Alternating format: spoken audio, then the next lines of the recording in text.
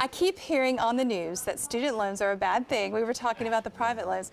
Can you tell me more about them? And this is from Fayetteville State University. Sure. Now, I know these loan stories have been out there for a while now.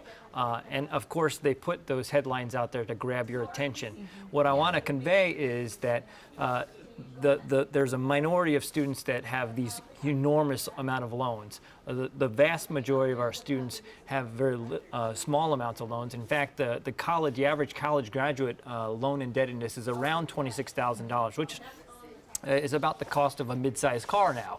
So, and then if you couple that with another statistic, is that if you are a graduate of college, more than likely you will have on average of about $1 million of earnings over your lifetime. So if you look at it that way, you've made a great investment there.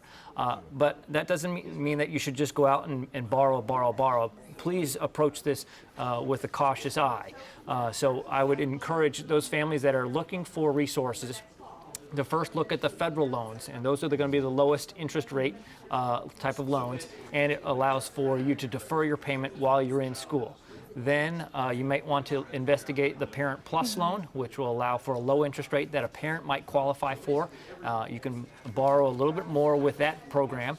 And then as a last resort, to look at the private loans that are out there. They have a good interest rate, but you also have to be mindful of the limitations there with those loans. So go into it with a cautious eye, but they are viable resources that you can tap into and will help you afford school.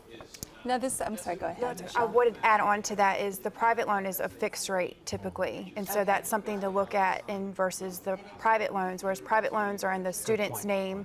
Most times it can be variable. Mm-hmm. Sometimes you can get a fixed rate. It just depends on your credit. And so when a student does a private loan, it's in the student's name, and then they often have to have a cosigner.